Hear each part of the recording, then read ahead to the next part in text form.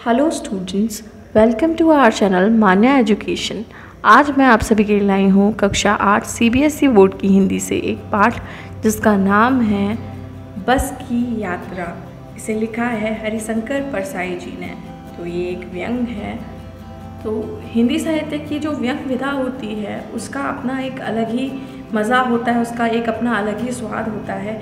इसके अंदर कहीं कहीं उपहास यानी कि मजाक और कहीं कहीं आलोचना यानी कि बुराई का रस आता है ना। तो इसको पढ़ने का जो आनंद है, मज़ा है, वो बिल्कुल अलग ही है। और जो हरिशंकर परसाई जी हैं वो हिंदी साहित्य में एक महान व्यंगकार के रूप में जाने जाते हैं। तो शुरू करते हैं आज के पाठ को। हम 5 मित्रों ने तय किया कि शाम 4 बजे की बस से चलें। पन्ना से इसी कंपनी की बस सतना के लिए घंटे भर बाद मिलती है, जो जबलपुर की ट्रेन मिला देती है। सुबह घर पहुंच जाएंगे। हम में से 2 को सुबह काम पर हाजिर होना था, इसलिए वापसी का यही रास्ता अपनाना जरूरी था। लोगों ने सलाह दी कि समझदार आदमी इस शाम वाली बस से सफ़र नहीं करते। क्या रास्ते में डाकू मिलते हैं? नहीं, बस डाकिन है। तो ये जो बस चुनी थी लेखक और उनके साथियों ने, तो लोग मना करते थे कि आप इस बस से मत जाइए, क्योंकि अब कारण क्या था? उन्होंने पूछा क्या रास्ते में डाकू मिलते हैं? नहीं, बस खुद ब खुद एक डाकिन है। बस को देखा तो श्रद्धा उमड़ पड़ी। खूब वयोवृद्ध थी, मतलब बड़ी पुरानी बस थी ये। सदियों के अनुभव के निशान लिए हुए थी। लोग इससे सफ़र नहीं करना चाहते थे कि वृद्धावस्था में से कष्ट होगा। यह बस पूजा के योग्य थी, उस पर सवार कैसे हुआ जा सकता है? तो बस जो थी वो देखने में काफ़ी जर्जर हालत में थी, जैसे वृद्ध हो चुकी है, उसकी काफ़ी उम्र हो चुकी है। अब इतनी वृद्ध अवस्था में अगर हम इसके ऊपर चढ़ेंगे, बस के ऊपर चढ़ेंगे, तो बस को बड़ा कष्ट होगा। इसकी तो बस पूजा करनी चाहिए, ऐसा लेखक ने यहाँ कहा है। जैसा कि मैंने आपको बताया कि व्यंग को पढ़ने का अपना ही एक अलग मज़ा है, तो आपको काफ़ी मज़ा आएगा इस चैप्टर को पढ़ने में। बस कंपनी के एक हिस्सेदार भी उसी बस से जा रहे थे। हमने उनसे पूछा, यह बस चलती भी है? वह बोले, चलती क्यों नहीं है जी, अभी चलेगी। हमने कहा, वही तो हम देखना चाहते हैं, अपने आप चलती है यह? हाँ जी, और कैसे चलेगी? ऐसा बस कंपनी के हिस्सेदार ने कहा। गजब हो गया, ऐसी बस अपने आप चलती है।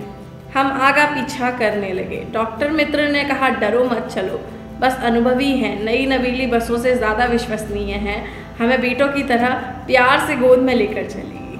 तो जो लेखक के एक मित्र थे, वो डॉक्टर थे, उन्होंने कहा कि चलो बस अनुभवी है, मतलब इसको काफ़ी सारा अनुभव है, तो ये जो नई नवीली बसें होती हैं आजकल की, उनसे ज़्यादा विश्वसनीय, उनसे ज़्यादा विश्वास हमें इस पर करना चाहिए। ये बिल्कुल हमें अपने बेटों की तरह गोद में बैठाएगी और लेकर के चलेगी। जैसे माँ अपने बच्चों को गोद में बैठाती है, उसी प्रकार ये बस हमें लेकर के चलेगी। हम बैठ गए। जो छोड़ने आए थे वे इस तरह देख रहे थे जैसे अंतिम विदा दे रहे हैं। उनकी आंखें कह रही थी, आना जाना तो लगा ही रहता है, आया है सो जाएगा, राजा रंग फकीर। आदमी को कूच करने के लिए एक निमित्त चाहिए। तो यहाँ पर जो लेखक को छोड़ने आए थे, लेखक और उनकी जो मित्र मंडली थी, उन्हें जो छोड़ने आए थे, जो उन्हें विदा करने आए थे, तो उन्हें ऐसा लग रहा था जैसे वो अंतिम विदा दे रहे हैं इन लोग को। इंजन सचमुच स्टार्ट हो गया, ऐसा जैसे सारी बस ही इंजन है और हम इंजन के भीतर हैं। कांच बहुत कम बचे थे, जो बचे थे उनसे हमें बचना था। हम फौरन खिड़की से दूर सरक गए। इंजन चल रहा था, हमें लग रहा था कि हमारी सीट के नीचे इंजन है। तो अब क्या हुआ, बस का इंजन स्टार्ट हुआ, तो ऐसा लग रहा था कि पूरी की पूरी बस है वही क्या है, इंजन है। लेखक और उनके मित्रों को ये महसूस हो रहा था जैसे वो किसी बड़े से इंजन के बीच बैठ गए हैं। अब बस पुरानी थी चूँकि, तो कांच उसमें बहुत कम बचे थे, और जो बचे कुचे कांच थे उनसे जो लेखक और उनके मित्रगण हैं वो क्या है, फटाफट दूर सरक गए। फौरन वो दूर सरक गए उन कांच जो खिड़कियाँ थी उनसे। आगे पढ़ते हैं। बस सचमुच चल पड़ी और हमें लगा कि यह गांधी जी के असहयोग और सविनय अवज्ञा आंदोलनों के वक्त अवश्य जवान रही होगी। उसे ट्रेनिंग मिल चुकी थी, हर हिस्सा दूसरे से असहयोग कर रहा था। पूरी बस सविनय अवज्ञा आंदोलन के दौर से गुजर रही थी। सीट का बॉडी से असहयोग चल रहा था। कभी लगता सीट बॉडी को छोड़कर आगे निकल गई है। कभी लगता कि सीट को छोड़कर बॉडी आगे भागी जा रही है। 8-10 मील चलने पर सारे भेदभाव मिट गए। यह समझ में नहीं आ रहा था कि सीट पर हम बैठे हैं या सीट हम पर बैठी है। तो अब यहाँ लेखक ने बताया है कि ये जो बस है, गांधी जी ने जब असहयोग आंदोलन और सविनय अवज्ञा आंदोलन चलाया होगा तो ये बस जवान रही होगी और उस समय पर इसने गांधी जी का साथ दिया होगा उनके इन आंदोलनों में, तभी तो इसको पूरा का पूरा क्या मिल चुका है, ट्रेनिंग मिल चुकी है। बिल्कुल वैसे ही काम कर रही है। बस का एक हिस्सा दूसरे का सहयोग नहीं कर रहा है। पूरी की पूरी जो बस है वो सविनय अवज्ञा आंदोलन के दौर से गुजर रही है। पूरी की पूरी मतलब जो बस है उसका कोई एक पुर्जा दूसरे का सहयोग करने को तैयार ही नहीं है। सीट और बॉडी के बीच में जो कोऑर्डिनेशन होता है, जो बात होती है, वो कहीं नज़र ही नहीं आ रही है। कभी ऐसा लग रहा है सीट जो है आगे भाग रही है, कभी लग रहा है बॉडी आगे भाग गई है। तो कुछ देर जब वो बस चल ली तो उन्हें समझ में ही नहीं आ रहा था, लेखक और उनके मित्र मंडली जो थी उनकी, कि वो सीट पर बैठे हैं या सीट उन पर बैठी है। आगे लिखा हुआ है, एकाएक बस रुक गई। मालूम हुआ कि पेट्रोल की टंकी में छेद हो गया है। अब ये तो बड़ी विचित्र सी बात हो गई, पेट्रोल की टंकी में छेद हो गया। अब क्या किया जाए?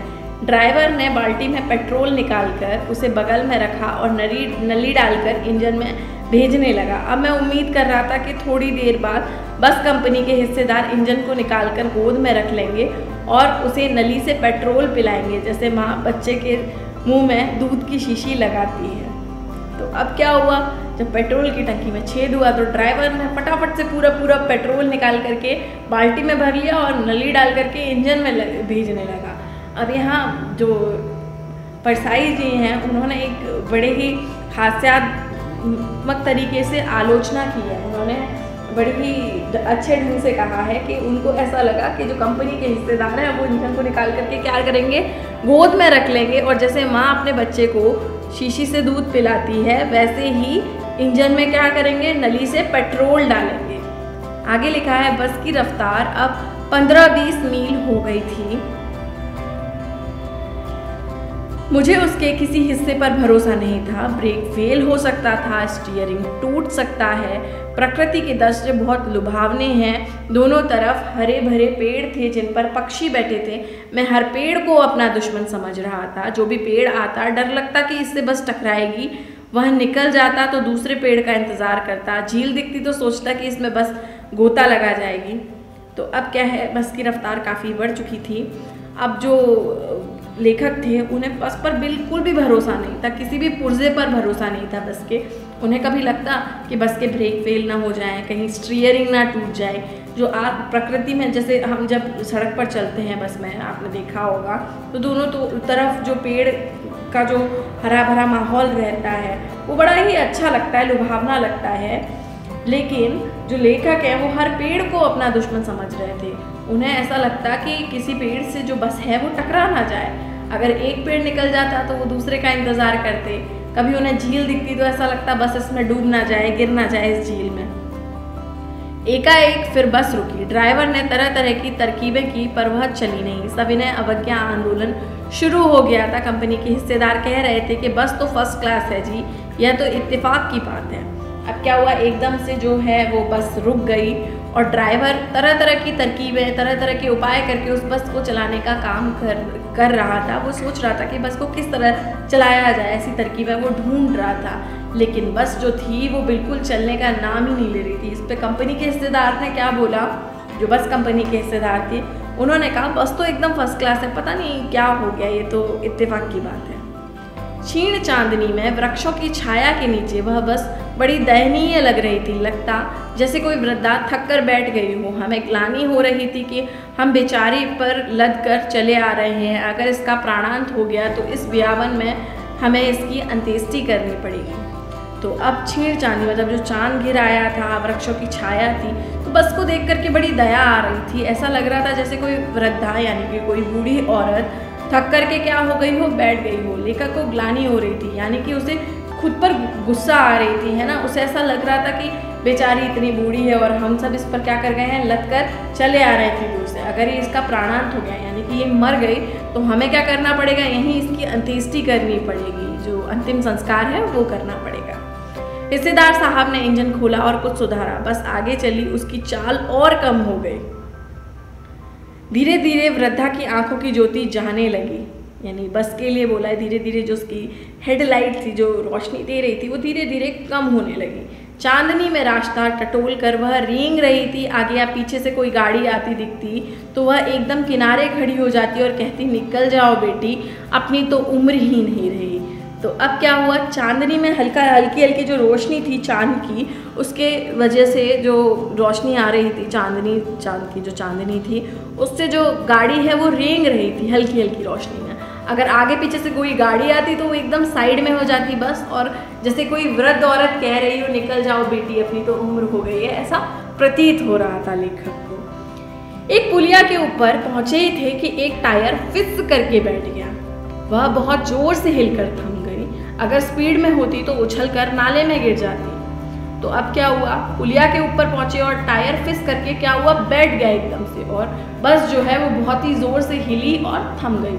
अगर ये बस अगर स्पीड में होती तो शायद सभी लोग या पूरी की पूरी बस के साथ नाले में गिर जाते।